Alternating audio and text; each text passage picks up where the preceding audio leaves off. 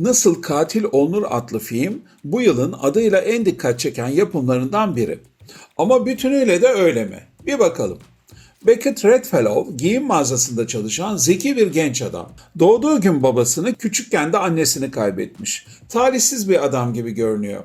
Ama aslında milyarlarca dolarlık bir servetin varisi.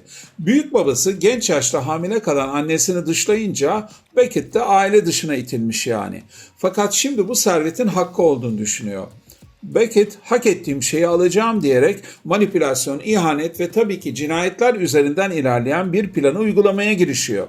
Amacı servetle arasında duran 7 akrabayı ortadan kaldırmak. Ancak bu arada yakınındaki 2 kadını da idare etmek zorundadır.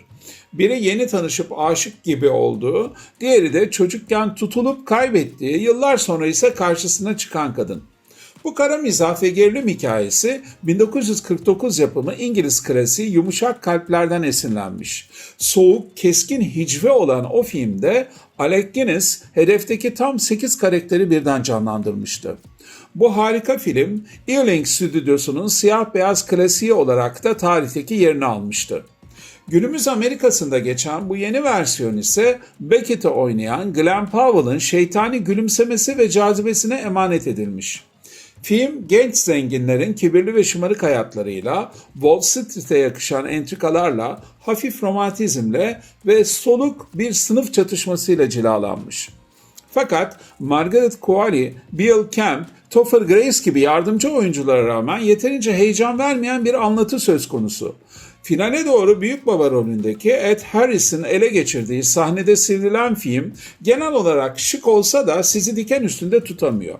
Yani öyle bir tonu var ki malzemeleri tamam da lezzetini belirleyip ortaya çıkaracak sosu eklenmemiş salata gibi. Yönetmene geçmeden bu tür videoların devamı için beğenip abone olmayı unutmayınız. Yazan ve yöneten John Pattonford ilk uzun metrajlı filmi Suçlu Emily ile sınıf ve suç temalarını iyi işlediğini göstermişti. Burada da aynı damarı bulmaya çalışsa da hınzır İngiliz mizahının çok uzağında kalmış. Fazla ölçüp biçmiş ve hikayenin ruhundaki espri ve ince alayı yakalayamamış. Nasıl Katil Olunur'da seyircileri ikiye böleceğini düşündüğüm tartışma şu: bu tür nüansları olan bir başrol Glen Powell'a emanet edilmeli miydi? Powell 15 yaşından bu yana sinemanın içinde, ancak çok dikkat çektiği 2022 yapımı Top Gun Maverick'te görünmesinden bu yana başrollerle parlatılmaya çalışılıyor. Henüz 37 yaşında çekici bir adam, fakat bana göre de her rolün adamı değil. Bu film için karar sizin. Şimdiden iyi seyirler.